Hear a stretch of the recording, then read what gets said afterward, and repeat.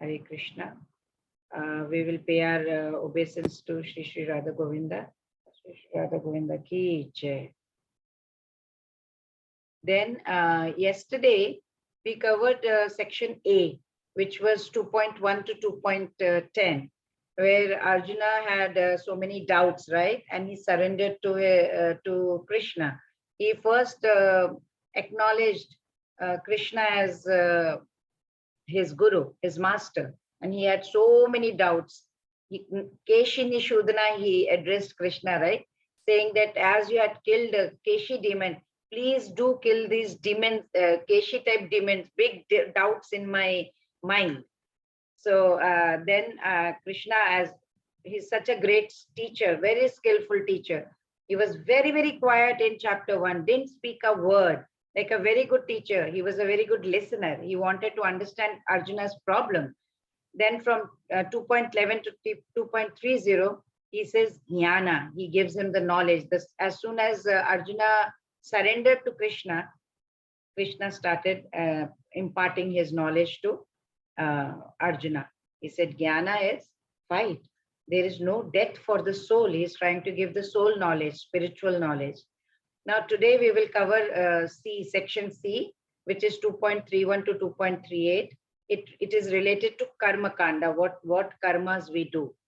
And then section D is 2.39 to 2.53, which is buddhi yoga. Buddhi yoga also means nishkam karma. Don't expect any, fruitive results. No expectation from there. He says fight, but without any reaction. That's what is going to be covered. Then 2.54 to 2.72 is Sthita Prajna. If the time permits, we'll do this. Otherwise, we'll carry this on to the next week, because this chapter is very long and we want to understand deeply. That's the purpose, right? Don't just rush through. Okay, so these are the characteristics of soul. Manisha Mataji, you can read the characteristics, all 30 characteristics. Hare Krishna. Okay, Mataji. So characteristics are, it's eternal, no change, indestructible, imperishable, immeasurable, neither slayer, nor ever slain, no birth, no death, not come into being, does not come into being, will not come into being, unborn, ever existing, primeval, immutable, cannot be cut into pieces, burned by fire, moistened by water, withered by wind, unbreakable, insoluble, neither burnt or dried, everlasting, present everywhere, unchangeable, immovable, eternally the same, invisible, inconceivable, amazing, which is look, see, hear, describe. So many characteristics of soul.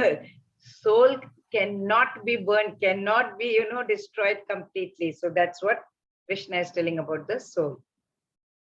So today we'll cover section C, Karma Kanda. He says, fight, for gains come from dutifully fighting. And when will you lose? When you not fight. So that is what Krishna is going to explain to Arjuna. Let's see. Verse 2.31. Swadharmamapi chaveksha navikampitum dharmadhyuddha shreyo nyat kshatriyasya na vidyate. Considering, yes, Manisha. Considering your specific duty as a Kshatriya, you should know that there is no better engagement for you than fighting on religious principles, and so there is no need for hesitation. Swadharma, Swadharmamapi. Swadharma means what? Swa and dharma. Dharma is duty. Swa means own. So what is one's duty? One's duty as an individual, according to Vedas, not according to my whims and fancies. So there are two kinds of Swadharma prescribed for an individual. One is Paradharma, or you can say spiritual dharma. Another one is Aparadharma, or material dharma. So considering that we are soul, what is our prescribed duty? It is to love and serve God with complete devotion. That is called Paradharma or spiritual dharma. So many of us, including all of us, we do not have that spiritual perspective. So what Vedas tell us, those who don't consider yourself soul and consider ourselves as body, that is called Aparadharma or material dharma. because we still do not have the knowledge about this is not the body, this is the soul and all that. So these duties are defined according to one's ashram. Ashram is like station in life. And varnashram. Varna means what? Occupation. So he's there. It is called apara dharma or mundane duties, whatever routine duties you do. So what is the difference between spiritual duty and material duty? That needs to be kept in mind when we are trying to understand Bhagavad Gita, with including Veda in it, right? So by occupation, who was Arjuna? He was a warrior. He was a Kshatriya. So what was his duty? His duty was to fight in the war, right? And protect dharma or righteousness. So Lord Krishna is calling that this swadharma or prescribed duty at bodily level, because still soul level, Arjuna is right now is not there. So his bodily level is saying, at least do your duty, Arjuna, according to Varnashrama. So let's understand this with this graphic. Swadharma, specific duties. So when you are liberated, then you have that concept, right? I'm a soul, I'm not a body. That is spiritual, no bodily concept. But otherwise, when we are in a conditioned stage, we are in this world, then what Bhagavad Gita 4.3113 says, there's a shloka, right? Chaturvarnyam maya srishnam gunakarma vibhagashah tasya kartaramapi mam vidyakartaram avyam chaturvarnyam. It is 4 varnas: Brahman, Kshatriya, Vaishya, Shudra. It was given it will be given in chapter 4. You must have learnt in level 1. So the varnashrama dharma. So according to, like, you are Brahman, you have to do Brahmana duty. If you are a Kshatriya, you have to do Kshatriya duty. If you are a Vaishya, you have to do Vaishya duty. And Shudra, you have to do Shudra duty. According to your varnashrama dharma, you do your duty, says Krishna. So based on the 3 modes. So what is the goal ultimately? Ultimate goal is to progress towards liberation. So we understand that there is a spiritual dharma. We need to look into the soul also, right? So that is when does that happen? When we are thinking about liberation. So performing swadharma or discharging specific duties, gradually what it does, we are elevated to higher planets. So Lord Krishna actually does not support this artificial renunciation, right? Or an acceptance of sannyasa by a Kshatriya. You are a Kshatriya, you do your duty. Arjuna says, no, I won't fight. I'm going to go to the forest like a sannyasa. He says, no, that is your duty, you must do. Don't become like a sannyasa. That's not you. Work according to your varnashrama dharma. Yadrachaya chopapannam swargadwaram apavritam sukhinah kshatriya partha labhante yuddhamidrisham. Oh, Partha, sorry. O Partha, happy are the Natriyas to whom such fighting opportunities come unsought, opening for them the doors of the heavenly planets. Happy are the Kshatriyas. So as supreme teacher of the whole world, Lord Krishna is condemning the attitude of Arjuna. He doesn't like it. He says, I do not, what did Arjuna say? Arjuna said that I do not find any good in this fighting. I may go to hell for this, Krishna. I may incur sin.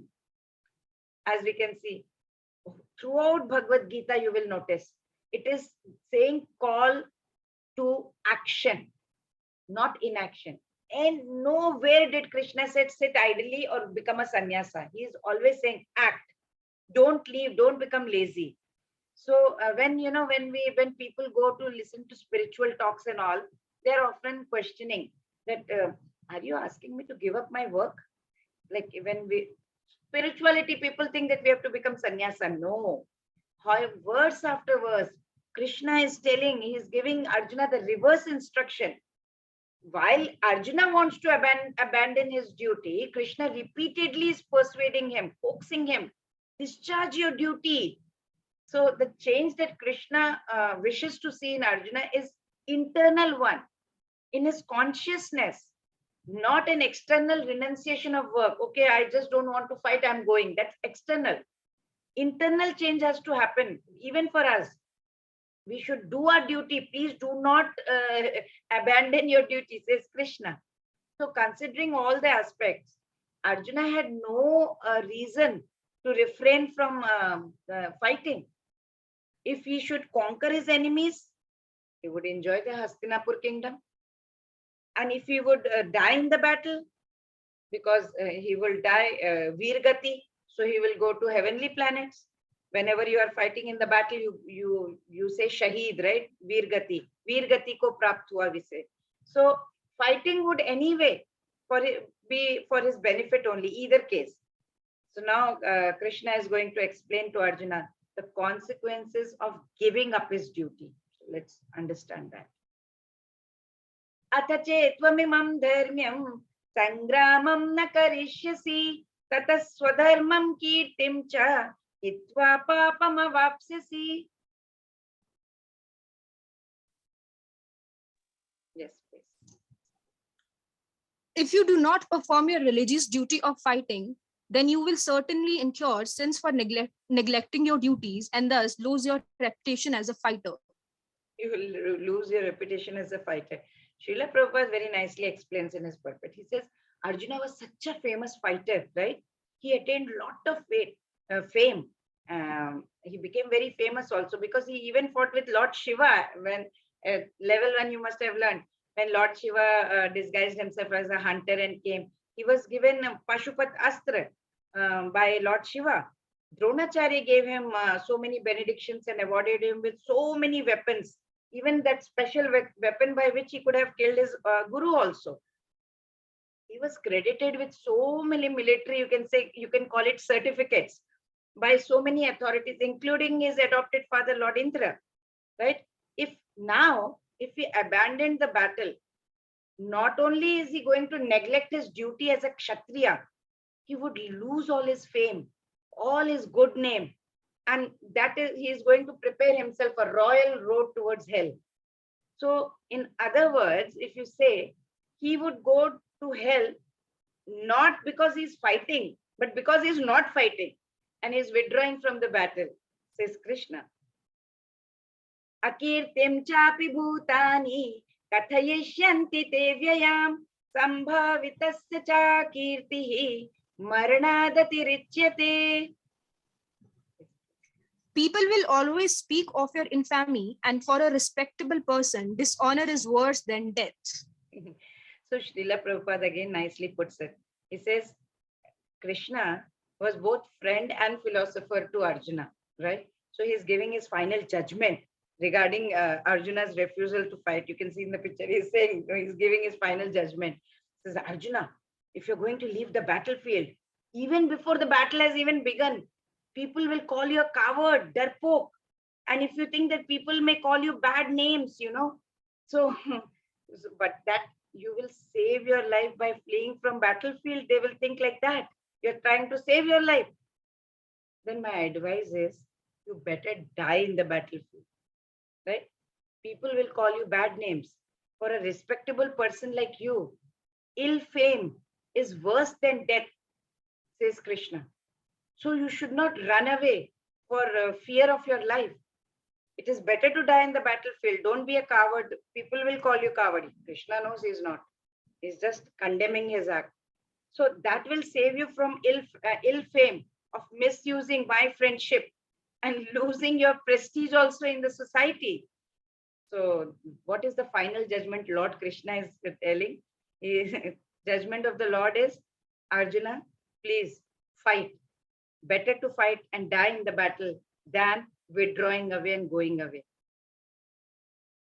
Bhayadranadu paratam mamsyante tvam maharathaha yesham chatvam bahumataha bhutva yasyasi laghavam. Yes. The great generals who have highly esteemed your name and fame will think that you have left the battlefield out of fear only, and thus they will consider you insignificant. So he's continuing. Lord Krishna has not left Arjuna. He's still, it's already 35th shloka and he's continued to give his verdict to Arjuna. He's saying, don't think that great generals like Duryodhana and Karna and all will think, that you have left battlefield out of compassion for your brothers and grandfather and all and guru. No, they are not going to think like that. They will think you have left out of fear for your life. And there's whatever you are thinking, that about your personality, the great warrior that you are, it's all going to go to hell. It's not going to work out. So please fight, says Krishna again. Avachyavadamscha bahun vadishyanti tavahitaha nindantastav samarthyam tato dukkhataram nukim. Your enemies will describe you in many unkind words and scorn your ability. What could be more painful for you? Still continuing. If Arjuna chose to run away from the battle also, not only his name will go down, decline, wane in front of these mighty warriors over there, he would also be mocked upon. Chidayenge unko. So Lord Krishna uses the word Nindan Tastava Samarthyam, means they will vilify you. What does it mean? They will belittle you. Mock karenge unko. So avachya vadamshcha bahun means what? Harsh word. Avachya vadamsh means using harsh words. They will use harsh words for you. Would you like that? So Arjuna's enemy is like Duryodhana and all. They would be calling you names. They will say, look at that powerless, weak, impotent Arjuna. He's, running away from the battlefield. Just look, and they will start mocking at you. Lord Krishna is reminding Arjuna, such mockery, such disrespect, it will be very, very painful to you. So be careful. Just don't run away. Think twice. Hato va prapsyasi swargyam jitva va bhokshase mahim tasmad uttishta kaunteya yuddhaya krita nishchayah. Either you will be killed on the battlefield and attain the heavenly planets, or you will conquer and enjoy the earthly kingdom. Therefore, get up with determination and fight. Again, continuing from 2.31, you have noticed Lord Krishna is continuously giving instructions at the level of what is his occupational duty. He's explaining to Arjuna that there are two possibilities coming out of performing your duty. In case, he says, Arjuna, if you become victorious, kingdom of earth awaits you, Hastinapur is awaiting you. And if you are forced to lay down your life for some reason during the discharge of your duty, you will go to heaven. So either way, you are not going to lose anything. Either way, you are going to be, elevated. So there is no certainty of victory for Arjuna's side. Still, you are supposed to fight. Even if you are killed there, you will be going to heavenly kingdom. So please don't think about leaving and withdrawing from the battlefield. Sukha dukkhe same kritva labha labhau jaya jayau tato yuddhaya yujyasva naivam papam avapsasi. Fight for the sake of fighting without considering happiness or distress, loss or gain, victory or defeat. And by so doing, you shall never incur sin. That is what he's saying. Fight for the sake of fighting. So because Arjuna had expressed his fear, right? That by killing his enemies, he will be incurring some kind of sin. So Lord Krishna is addressing that apprehension, that fear of his. He's advising, do your duty, Arjuna, without attachment to the fruits of your action. If you do such, and if you have that kind of attitude towards work, that will release you from any sinful reaction, says Krishna. But however, if we give up the selfish motive, then what will happen? We are no longer going to create any karmic reaction. For example, let's say murder. It's a sin. And the judicial of any country in the world, it declares it as a punishable offense, right? Murder is a sin. But if a policeman is discharging his duty and killing the leader of a gang of bandit or robbers or whoever, he's not punished for it. If a soldier is killing an enemy soldier in the battle, he's not punished for it. He, in fact, is being awarded a medal for bravery. The reason for apparent lack of punishment, why is he not being punished? Is that the actions are not motivated by any ill will or personal motive. There is no personal motive over there. He is doing for the, as a matter of duty for the country. So God's law is also similar. We should also, once we give up our selfish motives and work merely for the sake of duty towards the Supreme, such work will not create any karmic reactions for us, says Krishna. So Lord Krishna is advising Arjuna to become detached from the outcomes. Simply focus on your duty, says Krishna. When you're going to fight with an attitude of equanimity, you're treating victory, defeat, pleasure, pain, all as same, then despite killing your enemies, you will never ever incur sin, says Krishna.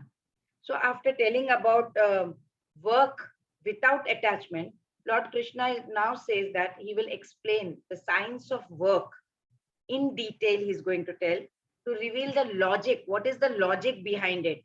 What behind whatever he has said is going to explain in the next few shlokas. So we go to section D, which is 2.39 to 2.53. Buddhi Yoga, Nishkam Karm. He says fight, but without any reaction. So Buddhi Yoga means what? To work in Krishna consciousness, in full bliss, full knowledge, and we are in doing devotional service.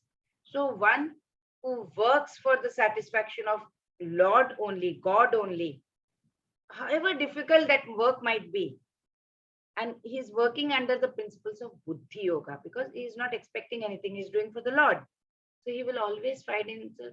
So if for example, I'm doing devotional service now, I have no expectation. I'm not expecting anything. I'm just doing it for the sake of Lord. I will not be incurring any karmic reaction for it, right? That way. Let's check. Esha te vihita sankhye buddhiryoge tvimam shruno buddhya yukto yaya partha karma bandham prahasyasi. Thus, for I have described this knowledge to you through analytical study, which is Sankhya.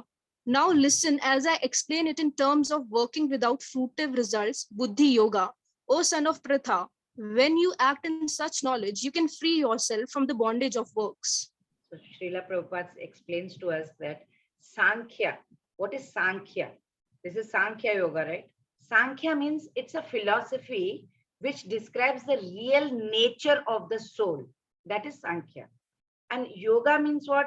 Connecting to God by controlling our senses. So Sankhya Yoga.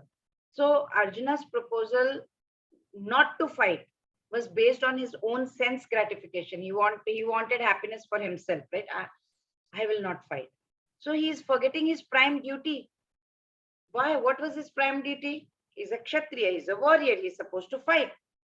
He wanted to stop fighting because he thought, by not killing his relatives and grandfather, Guru and all, he would be happier than by enjoying the kingdom after conquering them. What's the point? I will conquer them. I won't be able to enjoy my kingdom, he says. So in both ways, basic principles were for his own sense gratification. So Lord Krishna is explaining to Arjuna about Sankhya, which is analytical knowledge about immortal soul, right? So he is now saying that he is going to reveal the science of working without desire for the rewards. So what does it require? It requires detachment from the fruits of action. Now, how does such detachment come to us? How can we say you're doing work and you say detach yourself? So he says such detachment comes by practicing discrimination with the intellect. Use your intellect, he says. Now, Lord Krishna has used the word intellect, right? So what is that? Interestingly, he calls it Buddhi Yoga. Buddhi means intellect. So yoga of the intellect. We will understand in detail slowly. It looks very awkward now, right? Buddhi Yoga means what? We will come to understand that.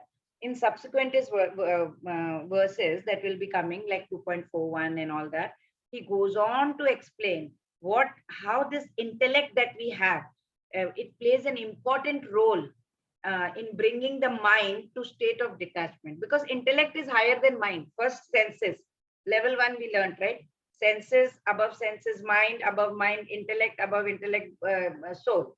So intellect is higher than mind. How we can bring it to detachment using intellect? Krishna is going to explain us. Neha vikramanaşosti pratyavayo na vidyate swalpamapyasya dharmasya rayate mahato bhayat. In this endeavor, there is no loss or diminution, and a little advancement of this path can protect one from the most dangerous type of fear. What is the great danger that we face? You know, that we may not get human life next time, in next life. That's the kind of greatest fear we have. And you know, instead we may go to lower species of life, like animals, birds, maybe hellish regions. You never know. We can't be confident that, okay, human form will remain reserved for me. No, it's not like that. So remember, for the next birth will be determined by our karmas and by the level of consciousness in this life. How many species are there? We learned in level 1. Anybody remembers? No one? 8.4. 84 lakhs. Yeah, very nice. Thank you so much for interacting. Yes, very nice. 8.4 million species are there. They exist. These species below human beings, right? Animal, birds, fish, reptiles, birds, insects. They do not have the evolved intellect as we humans do. Our intellect is evolved. Theirs is not. Yet they also perform. There are some common activities that they also perform. What are those activities? What do they and we all have in common? Anyone can tell? Anything that we have in common? It's a very logical question, I guess. It's easy to answer. Yes. It's a small class. We can all talk. They breathe, or Yes. they walk, or they move the way Yes. we do. I mean, Common between us and them. They breathe, they yes, walk. and Yes. Yes. they eat something to stay alive, like Very we do. good.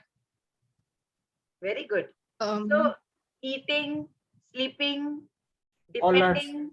And depending. Yeah, very nice. Thank you. all are similar except intelligence. All Yeah, are similar except intelligence.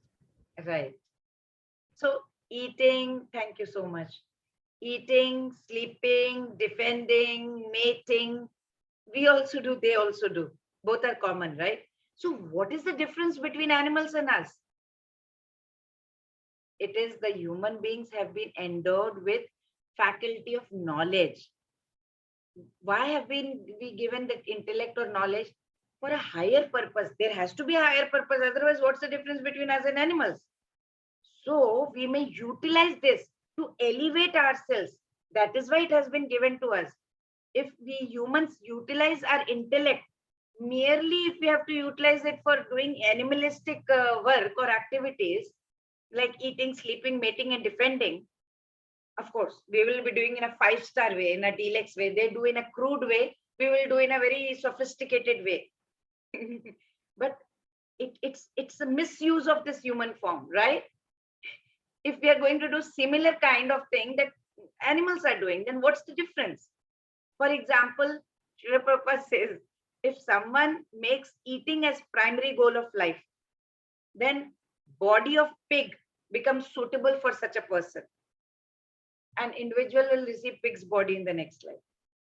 If someone makes sleeping as the main goal of life, then God thinks, he should get a body of maybe a polar bear, suitable for such activity. And he will allot him that in the next life. So the great danger before us is that we may not get human form in the next life. Decision is on us now. We have to decide. Even Veda state, oh, human being. Human birth is a rare opportunity. If you will not use it, if you not utilize it now to achieve your goal, you will suffer in the longer run. You will suffer great ruin, If you will not strive for God realization now in this life, what will happen? You will continue to rotate in that 8.4 million species, in that cycle of birth and death, continuously go and come back, go and come back. But suppose we commence on this journey of spiritual path, like all of us are doing right now, all you all and me, we are all doing, right? We are on the journey of spiritual journey, for example. Even if we do not complete this path, 100% we have not achieved, suppose, God realization. Then also God will see they had started on spiritual path. Their intention was very good. So what he will do, he will grant us human body again, so that we are enabled to, continue on this journey from where we left off. That is the best part about spiritual paradharma. Spiritual knowledge is also similar. It's very good than material knowledge. You do PhD also, no problem. Next life, you have to come back and start learning from ABCD. But spiritual life, if you, wherever you will stop here, you will continue from the next life. That is why you must be wondering. A small 2-year-old child, 3-year-old child recites 700 shlokas of Bhagavad Gita. You can go on YouTube and check, and cannot even tell about ABCD or numbers. It doesn't. The baby doesn't know ABCD or numbers, but can recite shlokas. How? Wonder, right? Spiritual knowledge continues. Material knowledge cut off. So Lord Krishna says that no loss will ever come if you endeavor, whatever endeavor you will make on this path. This is because the material assets that we accumulate in the present life will be left behind upon death. We cannot take anything with us. But anything that we make, any spiritual advancement on this path of yoga, God will preserve it and give us the fruit in the next life. That will enable us to start off from where we left. So now Krishna has informed Arjuna of all the benefits, right? So he's going to begin instructing him about working without attachment. Start working without attachment. How? He will tell us. Vyavasayatmika buddhihi ekeha kuru nandana bahushakha yanantascha buddhayo vyavasayinam. Those who are on this path are resolute in purpose and their aim is one. The intelligence of those who are irresolute is many branched. So what does this mean? Attachment. It's the function of the mind. What does mind do? It runs around towards the object. Chanchalam himana Krishna pramati balavatridam. Chapter 6, Arjuna says. Chanchalam himana Krishna, what to do? This mind is so chanchal, like a monkey. So this attachment, it is the function of the mind. It will get attached. It is running towards that attachment. Well, it could be a person. It is running after a person or some object or some prestige or some bodily comfort, any situation, right? So on. So it happens. If thoughts of some person or object repeatedly it will come to the mind, what will happen? It's a possible indication. If you think that general I'm talking about, if some thought is repeatedly coming to you, understand that mind is getting attached to that continuously. That is the indication. But of course, mind that gets attached, then why Krishna is bringing this intellect into this topic of attachment? We must think, right? If mind is the thing that we should be talking about, where is intellect coming in between? Is there any role of the intellect in removing the attachment? You can see in the screen. First we have body. Then we have senses. Like, we see everything, we watch, we smell, we taste, we do everything. Then over that is mind, which gets attached to that. And then over that is intellect, which will discriminate. No, this is wrong, this is right, do this, do that. And above intellect is soul. So within our body, we have, what do you call that, antakaran, which we also refer to as, colloquially, we say heart. That has mind, intellect, and false ego. We are full of ego also, okay? We're bloated up with ego. So in this kind of this subtle machine that we have, intellect is superior to the mind, as you see in the screen also. So that intellect will make decisions while mind is creating desires and getting attached to the object of affection, it is getting attached, but intellect is something that makes decision. For instance, if intellect decides that money is the source of happiness, mind will run after that money or wealth. If intellect decides prestige is very important for me, mind will crave for that reputation, fame, famous. So what happens? Mind develops desires according to the knowledge of the intellect. Throughout the day, we are trying to control our mind with our intellect only, right? While sitting at home, we will be sitting like this, or we'll sleep like this, or whatever postures we want to make, right? But you go to office, how are you sitting? You're sitting straight on the chair, right? So it is not that the mind is enjoying that posture or formality the way you are sitting in the office, but it is you, if given a choice, you would want to lie down on the sofa and enjoy. But why are you doing that?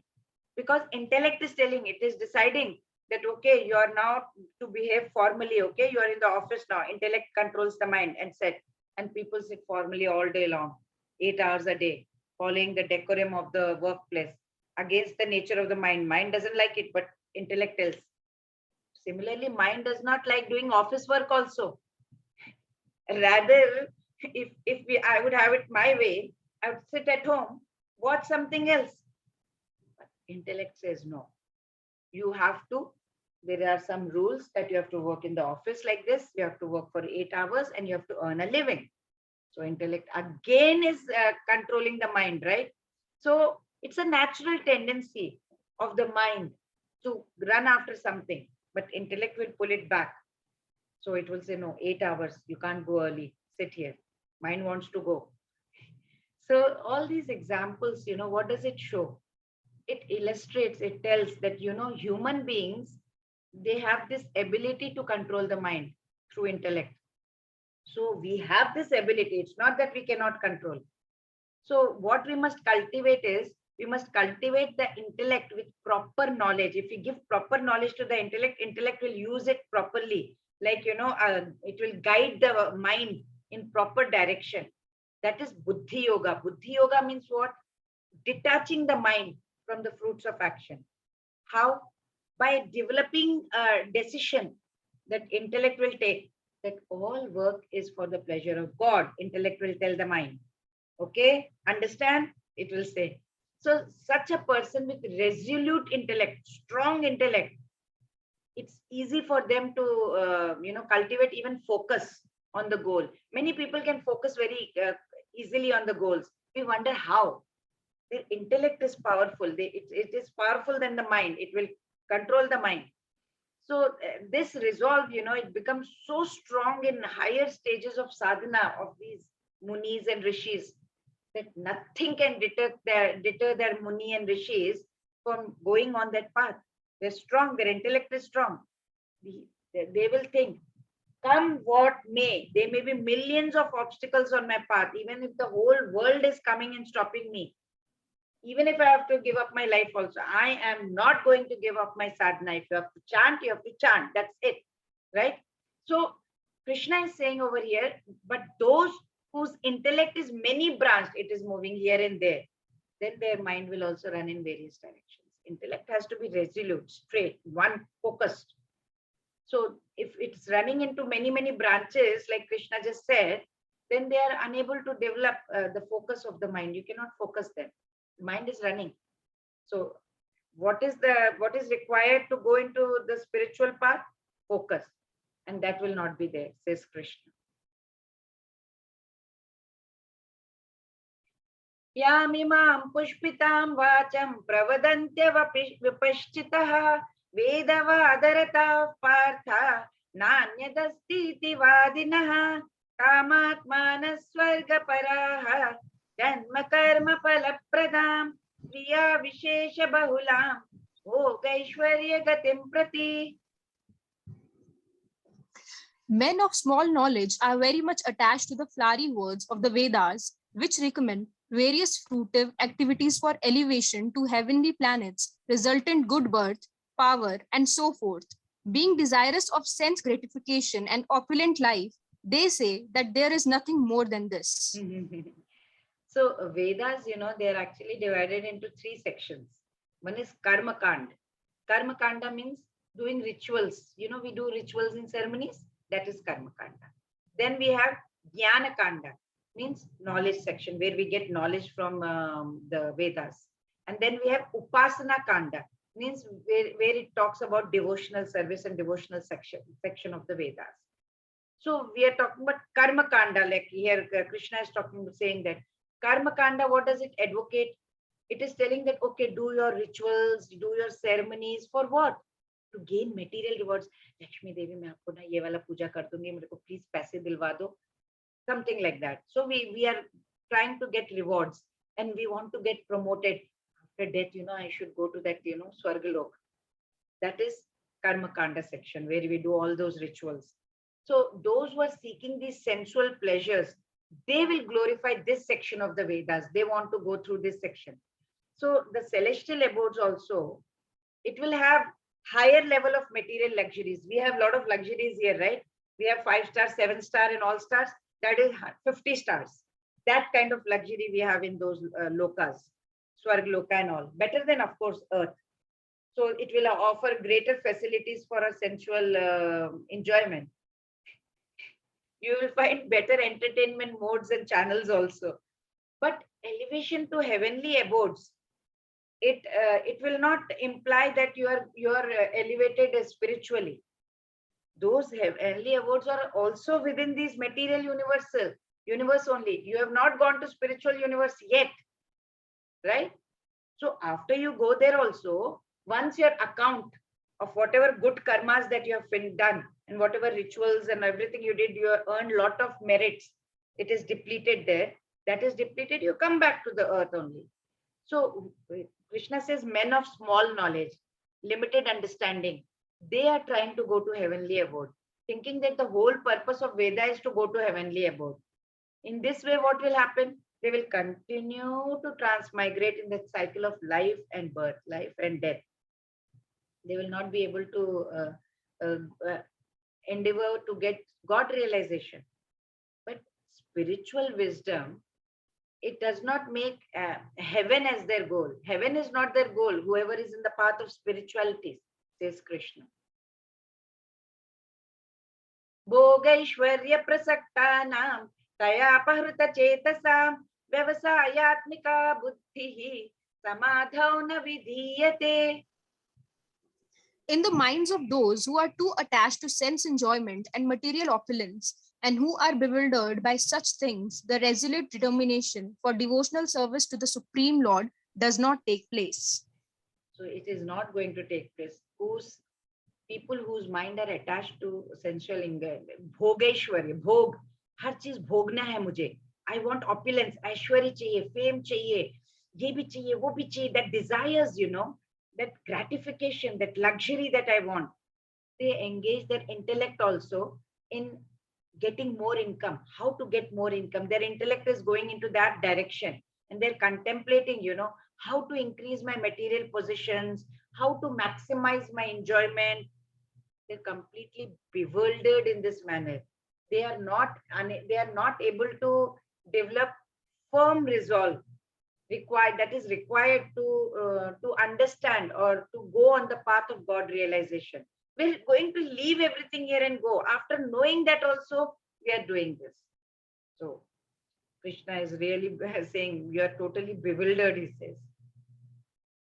Tregunya vishaya vedaha nistraigunyo bhavarjuna nidvandvo nitya sattvasto niryogakshema atmavan. The Vedas deal mainly with the subject of the three modes of material nature. O Arjuna, become transcendental to these three modes, be free from all dualities and from all anxieties for gain and safety, and be established in the self. So, material energy, what does it do? It is binding this soul to this bodily conception of life, right? How? By these three modes of nature. mode of, what are these three modes? Who will tell me? Three modes of material nature. Level 1. Mode of Hare Krishna Mataji. Correct. Mode of goodness, mode of passion, mode of ignorance. Excellent, excellent. So you have done level 1 very well. So these are the three modes of nature. We learned in chapter 4, Gunatraya Vibhaga Yoga. So these modes of material nature are Sattva-guna, Rajoguna, Tamoguna, or goodness, passion, and ignorance. All material activities involve action. Anything that you do, it is action. And then reaction also in three modes of material nature. You do good, you get good. You do bad, you do bad, right? Sometimes you are very greedy, that's mode of passion. Sometimes now we are sitting in Bhagavad Gita class, mode of goodness, like that. So what does it do? These actions, they're meant for fruitive results. It is causing bondage in this material world because we do something, we get action to that. We are bonded in this material world. Arjuna, he is the student and friend of Lord Krishna, right? So he is advised by Lord Krishna. Rise above Arjuna. Rise yourself towards transcendental position and not be attracted to this section of Vedas that is telling you about the rules, the regulations, the ceremony for material benefits. They're telling you, I will do puja, main 11 coconut marungi, so I will get this. Don't get attracted to that, says Krishna to Arjuna. Instead, use divine section of the devotional section of the Vedas, that knowledge, to elevate yourself, to understand absolute truth, says Krishna. As long as this material body is going to exist, there will be action, there will be reaction. So what we have to do, we have to learn to tolerate in the face of duality. Sometimes we will have happiness, sometimes sorrow, sometimes cold, sometimes warm. We have to pain, pleasure. We have to just remain calm and then move on, says Krishna. Yavanartha udapane sarvatas sampludodake tavan sarveshu vedeshu brahmanasya vijanatah. As all purposes, small well can be served by a great reservoir of water. Similarly, all the purposes of the Vedas can be served to one who knows the purpose behind them. You can see a well and you can see a reservoir also. Whatever well can serve that purpose, even reservoir can do that, right? It can be served better also because reservoir is bigger. So similarly, all purposes of Vedas can be served to one who knows the purpose behind them. So Vedas contain 100,000 mantras. It is describing various kinds of varieties of rituals. It is telling about prayers. It is telling about the rules and regulations, practices, ceremonies. All the gems of knowledge is in Vedas. So all this is given to us. It has one aim. What is that aim? To help unite the soul to God. That is the aim of Vedas. But we are not trying to understand it that way. It says, Vasudeva para Veda, Vasudeva para Makha, Vasudeva para Yoga, Vasudeva para Kriya. Kriya means doing. Vasudeva param jnanam, Vasudeva param tapa, Vasudeva paro dharmo, Vasudeva paragatihi. It is written in Bhagavatam. It is stated that goal of Vedic mantras, the ritualistic activities that there is written, spiritual practices, sacrifices, knowledge, all these duties, it is to help the soul reach the divine feet of God. But the medicine pill, sometimes it is sugar coated, right? Why is it sugar coated, that medicine? So that it is more palatable, we can eat it. Similarly, to attract these material minded people, Vedas also give some material allurements. They will come, do this ceremony, you will get this. At least they are pulling people. Otherwise, people will not come at all. They will remain ignorant. For that reason, Vedas have some material allurements, like, temptations. Come, you do this puja, you will get this. अगर लक्ष्मी जी को करोगे तो पैसा मिलेगा, गणेश जी को करोगे तो Vidya milega, obstacles, there won't be any hindrances. Do Saraswati Puja, you get a lot of knowledge. They're giving some allurements, temptations. Like, pill, medicine, they put some sugar so that we are able to eat. But medicine actually is bitter. It is supposed to treat our disease, right? So similarly, Vedas are also doing that. But what is the underlying motive? The motive is to help the soul gradually detach from this material world and attach to the God. We detach from the material world, attach to the God. So one who is attaching the mind to the God is automatically fulfilling the purpose of all the Vedic mantras. So we have to be intelligent enough to understand what is the purpose of Vedas, says Krishna, without being attached to the rituals only. The whole purpose of Veda is to help soul reach the divine feet of God. So that is what Krishna means over in this shloka. Karmanyevadhikaraste ma phaleshu kadachana ma karma phalaheturбhuः ma te sangostva karmani. You have a right to perform. Yes, please go ahead. Go ahead. You have a right to perform your prescribed duty, but you are not entitled to the fruits of action.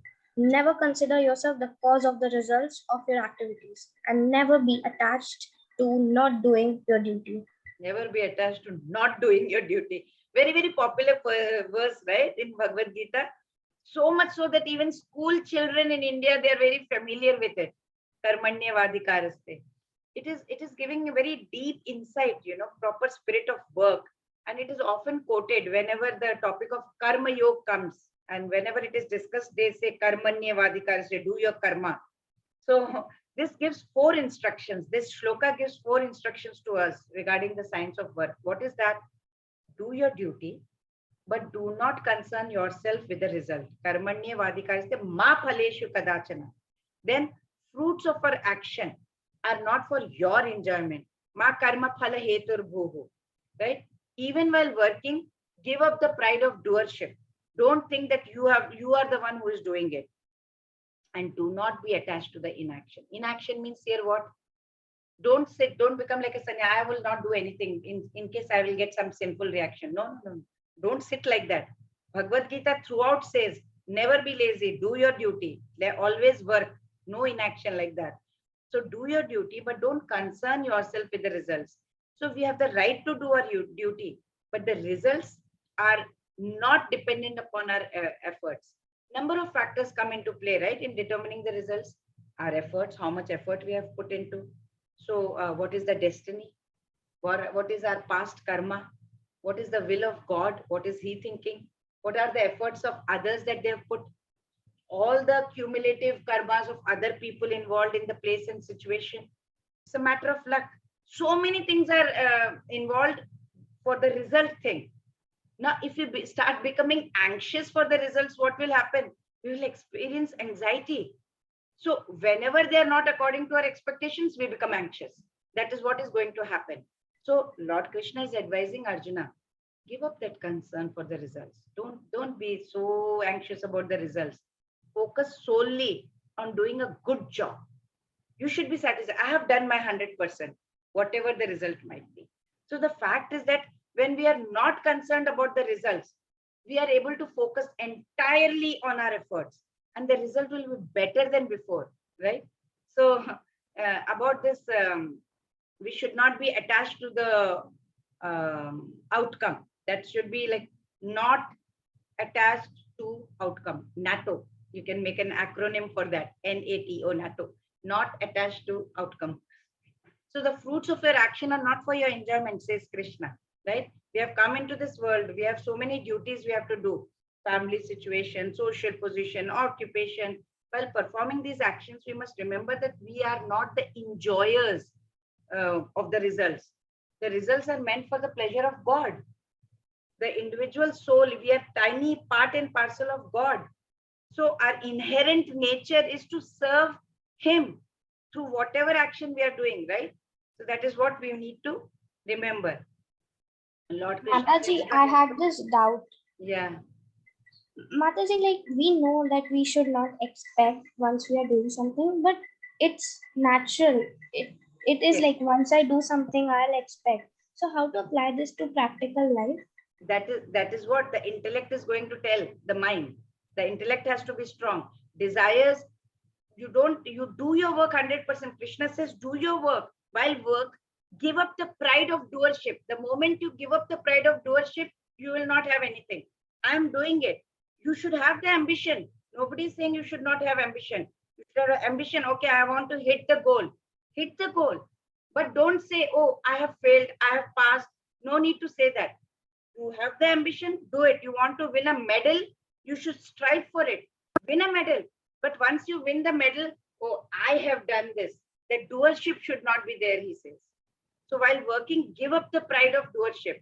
Lord Krishna is wanting Arjuna to say, don't have so much of ego as if you are doing that thing. He's instructing Arjuna, don't chase after motives. Don't get attached to the actions.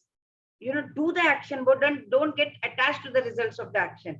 You have to perform actions. So why not consider ourselves as doer of those actions? There is a reason. Reason is our senses, our mind, and our intellect are inert. Actually, the answer to your question, why, when we perform actions, why should we not consider ourselves as doer of this action, right? The reason is senses, mind, and intellect, they are inert. Inert means they're not work, they're lying passive. God energizes them with his power and he puts them at our disposal. Then only we are, with the help of that power that we receive from God, we are able to work. For example, let's say, I'm just giving a short example. I can't find the scissors also. Okay, let me find this. There is a cutter over here in this drawer that I have. Okay, so that this cutter is inactive by itself. It will not work on its own. But the moment it is in my hand, I will just take a paper. I can cut the paper here, right? I will cut the paper over here. Can you see? Yes, Mataji. Yeah, but they get energized only if it is in my hand. They is able to perform any difficult task, like, cutting the paper or doing whatever. Now, if we say that knife, the paper knife is the doer, is it right? It's inaccurate. It's not correct. If my hand did not use it or energize them, what is the paper knife going to do? Nothing. It's just going to lie in that drawer, right? Similarly, if God did not supply us with body, mind, soul, mechanism, with the power to perform actions, we could do nothing. So what we must do is we must give up the ego of doing, remembering that God is the source of all the power. He is performing all the actions. So all the above thoughts, we need to understand all this, that we are not the doer.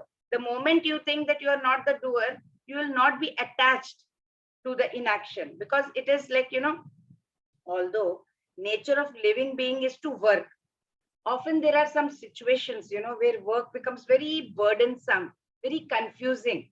You don't understand. So we think of running away from it. But Krishna says, instead of running away from it, we must understand and implement it properly, as explained by Krishna to Arjuna. What is that? It is highly inappropriate in case we consider that work is so difficult, so laborious, so burdensome, and then I'm not going to do. I'm going to leave my job. I will sit.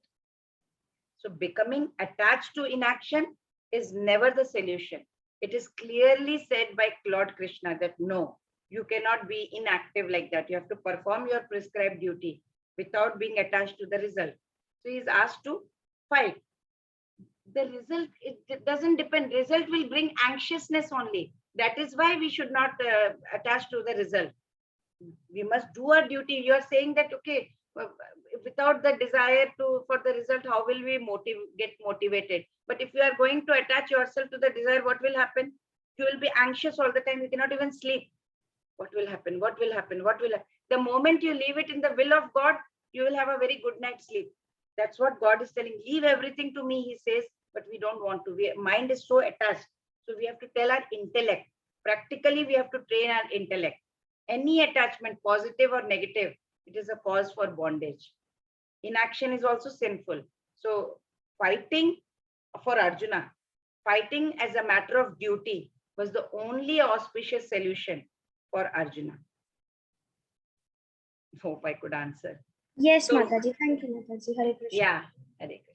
So we have a duty towards our body, that is swadharma, that is taking care of family and the job. That is the duty. We must do it. And we have duty towards soul also, which we ignore, which we are not doing it. Chanting Krishna's name, reading Bhagavad Gita, whatever else that spiritual scriptures you want to read, Vedas. So we have to do our duty equipoised. He says to Arjuna also, remain equipoised, abandon all attachment to success, failure, whatever it is going to cause anxiety in you. That is why. So if you have that, whatever may happen, it is the will of God. You just leave it. The moment you leave it, you see how cool and how calm you will feel. ठीक है, हो रहा है, it's fine. That equanimity is called yoga. So we have to learn two duties. That is one, towards body, taking care of family and job. Don't be inactive. Inaction is not prescribed in Bhagavad Gita. And we have a duty towards soul. We have to chant Lord's name and read all the scriptures, that whatever we have. Yogastha kuru karmani sangam tyaktva dhananjaya siddhya siddhyo samo bhutva samatvam yoga uchyate. Perform your duty equipoised, abandoning all attachment to success or failure. Such equanimity is called yoga. So equanimity means what? Remaining same, equal. Whether happiness or sorrow, you are still the same. So equanimity, what does it do? It helps us to accept any circumstances that is coming into your life with calmness, serenity. Kuch bhi ho raha hone do, doesn't matter. So that is why Lord Krishna calls it yoga, means union with the Supreme. That is the stage we need to reach. So when we understand that the effort is in our hands, not the result, then what will we be concerned with? Only doing our duty. The moment we understand that, we are not going to be bothered. Jo ho raha hone do. I have to put in 100%. Are you doing that? That you must see. So we understand that results are for pleasure of God. So we dedicate it to him. Krishna Arpanamastu. Now, if results are not to our expectations, we calmly accept them. It is the will of God. In this way, what will happen? We will accept fame, infamy, success, failure, pleasure, pain, God's will. And when we learn to embrace both that equally, we will develop equanimity. And that Sri Krishna is going to talk about, right? This verse is very, very practical solution to the fluctuations and the problems we face in day-to-day life, right? Like, for example, if we are sailing in the ocean, okay, we are in a boat, it is very natural to expect the waves of the ocean to shake the boat, right? Now, if we start getting disturbed, each time the wave is rocking the boat, we say, oh my God, the miseries would be endless if we start worrying about it. If we do not expect the waves to rise up, we would be, how can we expect the ocean to become something that it is not? It's the natural thing for the ocean, the waves to rise up, right? So waves are an inseparable phenomena of the ocean. Similarly, we also wade through ocean of life. It keeps throwing up waves towards us. All kinds of waves keep coming up. It is beyond our control. So if we keep struggling to eliminate negative situations, we will always remain unhappy. So if we learn to accept everything that is coming our way without sacrificing the best effort, we must put in best effort. We will, kind of have surrendered to the will of God. And that will be true yoga. That is what we need to reach. So Krishna is telling Arjuna that he should act in yoga. He is simply advised to act according to the dictation of whatever Krishna is dictating him. Following Krishna's orders or whatever he's telling is real yoga. And this is a practice that we do. It's called Krishna consciousness. Durena yavaram karma buddhi yoga dhananjaya buddhau sharanaman vichcha kripana phalahetavaha. Keep all abominable activities for distant by devotion service. and in that consciousness surrender unto the Lord. Those who want to enjoy the fruits of their work are misers. Misers. So there are two aspects to work. One is external activity that we do. One is our internal attitude towards it. So for example, let's see this example. Now we have Nam Nishta Prabhuji, our Prabhuji, who is ISKCON Mangaluru president, through whom we are all learning right now. So it is because of him that we are all doing Bhagavad Gita here, right? He is building a new beautiful temple is being built in Mangalore. So there are some workers, okay? Some workers have been engaged to do the sacred activity. But their attitude, the workers' attitude is very mundane, as it is like the routine job for them. They are workers. Why? Because they are concerned with only the salary they are going to receive. If another contractor will give them more money, they will go over there. They will switch their jobs. They are not going to mind or think so much about it. Now, there is another devotee living in that Mangaluru who is taking care of that glorious temple being built, and he wants to take part in that. He is doing some voluntary service over there as a service to God. So the external work performed by the devotee and by the worker is same. Both are doing externally the same work towards the temple. But internal attitude, did you notice? They're poles apart, right? So Krishna here, he's advising Arjuna, move higher, Arjuna. That internal motivation towards work, move higher in your internal motivation. Externally, both are doing the same, but worker's attitude is different internally. He's doing for money. Somebody else will call, he will go. But devotee's activity is different. He is doing for the sake of God. He is doing a voluntary service. So he is declaring that those who work with the motivation of self-enjoyment are miserly, means kripana. Kripana, phala hetava. Kripana means like miserly. And those who are detached from the fruits and dedicate that work to a higher cause, they are superior, says Krishna. And those who offer fruits to God, they are truly in knowledge, says Krishna in this verse. So what we must do, whatever we do, Krishna arpanamastu. Everything we should give it to Krishna. Buddhi yukto jahatiha ubhay sukrita dushkrite tasmad yogaya yujyasva yogah karma sukaushalam. A man engaged in devotional service rids himself of both good and bad reactions, even in this life. Therefore, strive for yoga, which is the art of all work. So what is Krishna saying? So after hearing the this science of karma yoga, people often wonder, should we give up attachment to results? Will my performance go down? Krishna says, do your work, but give up the attachment to results. Then will my efficiency go down?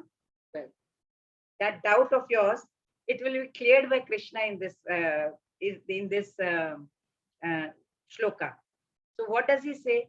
He says that work without personal motivation. You know, working without personal motivation, if you have, it does not reduce the quality of our work. Instead, we become more skillful than before. Now, how? Let's see with an example of a surgeon, a doctor, surgeon, who's operating with the knife, right? So he's very sincere. So he's cutting, he's operating with his knife while operating upon the patient. Now, when he's performing that action, he is completely doing his duty with equanimity. He is not disturbed, irrespective of whether the patient is going to survive or he's going to die. He is doing his duty because he is doing it unselfish. He is not bothered about anything. He is going to do to the best of his ability. He is going to put his 100% effort. He is not attached to the result. What will happen to the patient? He's going to die, live, what happens? No. Let me put in my best efforts. That's what his aim is. So later on, he wants the patient to get well. That is there. But even if the patient dies while being operated upon, surgeon is not going to feel guilty of murder, because he's put in his effort. His aim was very pure. However, if the same surgeon's only child needs to be operated, for example, then he does not have the courage to do so. Why? Because he's attached to the result. He fears he will not be able to perform the operation skillfully. So what does he do? He goes and calls his colleague. Can you please operate upon my child? I cannot do that. Something happens to him. Oh my God. So he's attached to the result. So this shows that attachment to results does not make you skillful. Rather, the attachment will affect your performance also. So instead, if we work without attachment, we can do our maximum skill level without feeling nervous or scared or, or even excited. So likewise, Arjuna's personal example also illustrates this point, that giving up attachment to the fruits does not affect his performance. Before hearing Bhagavad Gita, he wanted to fight. He wanted to engage in the war because he had a desire. He wanted to win the kingdom. But then after hearing Bhagavad Gita from Krishna, he was fighting because it was his duty to God, and Krishna will be pleased by it. He was still a warrior. He was still fighting, but his internal motivation has changed. So the fact that he did his duty without attachment did not make him any less competent. He was still very skillful. It made him, in fact, more confident than before. He fought with greater inspiration because his work was directed towards God. If you direct your works towards, you will become more skillful, says Krishna. We will do till 53 shlokas and then we'll keep it for next week, okay? Karmajam buddhi yukta hi phalam tyaktva manishinaha janma bandha vinirmuktaha padam gacchantya namayam. By thus engaging in devotional service to the Lord, great sages or devotees free themselves from the result of work in the material world. In this way, we become free from the cycle of birth and death and attain the state beyond all miseries by going back to Godhead. So Krishna continues to talk about working without attachment to the fruits of action. Same doubt, right? He is going to clear this doubt completely. He says it leads to the state beyond suffering. Look at the irony of life, right? We are always striving for happiness. What are we getting? We get misery.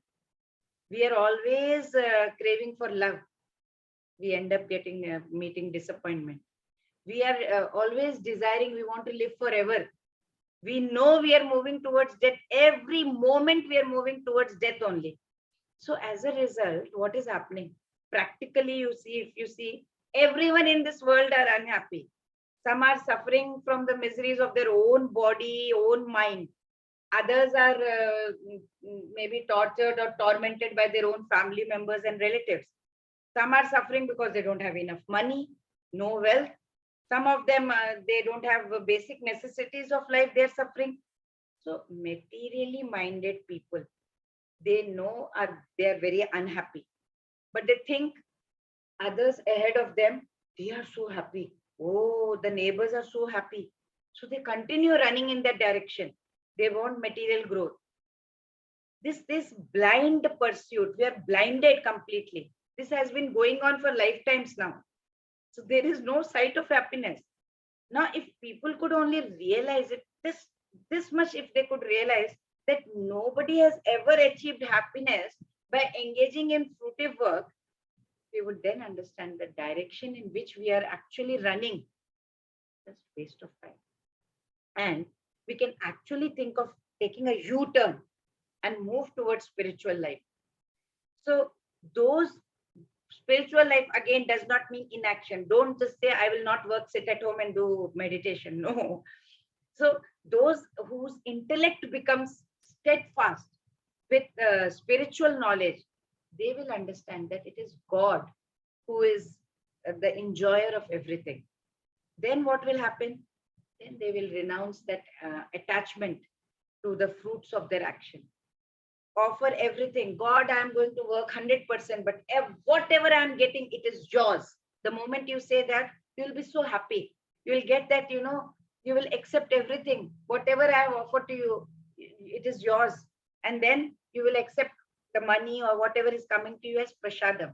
This is God, it is yours, but I am using it as a prasadam. In doing so, what will happen? Your action becomes free from karmic reactions.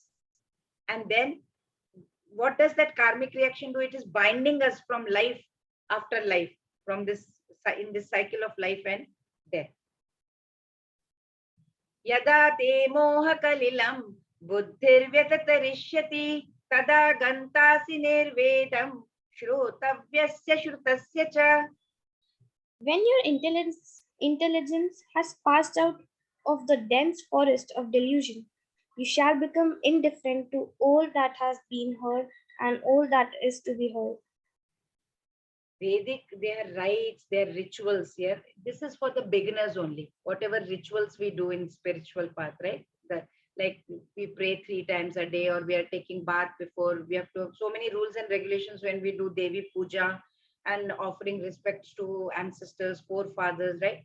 But the moment we are completely in Krishna consciousness, we are engaged in his devotional service, loving service, we become indifferent to these regulative principles, because we have already attained that devotional service of Krishna and attained perfection in that, right? Such great devotee was Madhavendra Puri. He was completely in his devotion. He didn't need anything. So Krishna says, just leave about all that. The moment you are in devotional service and in complete Krishna consciousness devotion, you don't need to follow any rituals, says Krishna. Shruti vipratipanna te yada sthasyati nischala samadha vachala buddhihi tada yogam avapsyasi. When your mind is no longer disturbed by the flowery language of the Vedas, and when it remains fixed in the trance of self-realization, then you will have attained the divine consciousness. So all these sadhakas who are advancing in a spiritual path, their relationship with God, it becomes stronger within their minds. They are very strong in their minds that this is my relationship. At that time, what happens, they find these rituals, whatever rituals we do, whatever they were previously also performing, they find it very cumbersome, very difficult to follow that. Then they wonder, I still need to perform the rituals along with devotional service. Then I have to chant Mahamantra also. Will I be able to do this? What will happen if I don't do the rituals? Will something happen to me?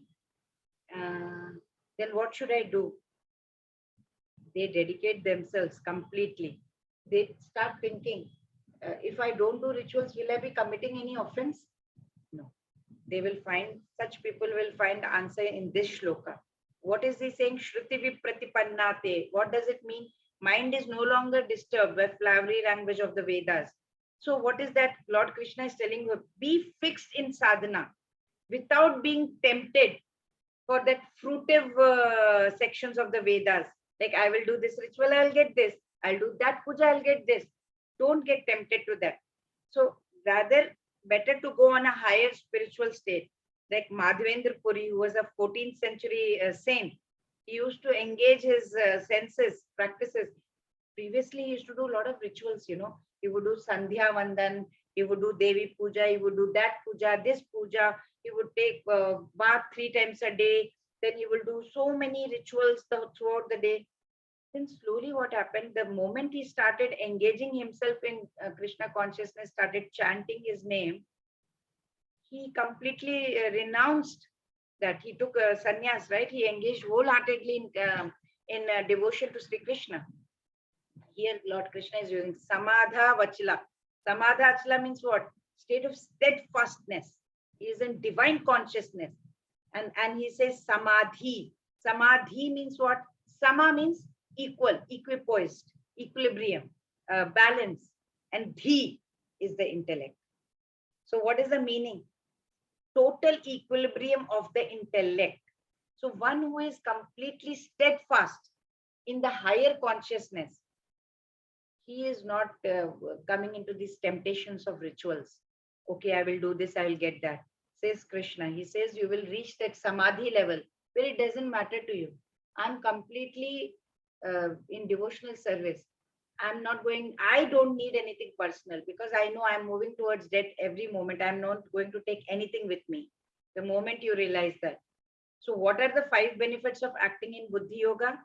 Freedom from good and bad reactions, freedom from cycle of birth and death. You are indifferent to Vedic rituals. You don't have to do this ritual to get that.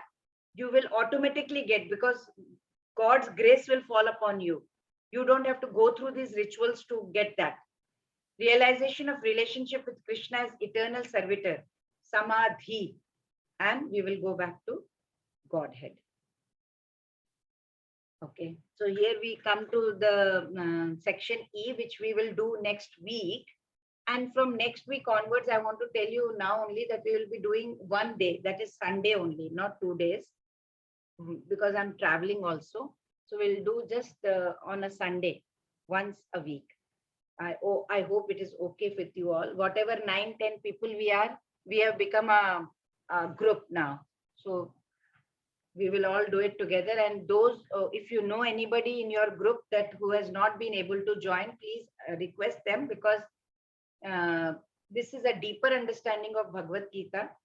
And if you do that, it will help you ahead. We will be talking about Sthita Prajna, that is fight, become fixed in Krishna consciousness. Sthita Prajna means having steady wisdom, one who has experienced the truth from within. That is what we are going to talk about, person of steady wisdom. Panchakalpatarupasya kripa sindhubhya eva cha patitanam pavanebhyo vaishnavebhyo namo namah.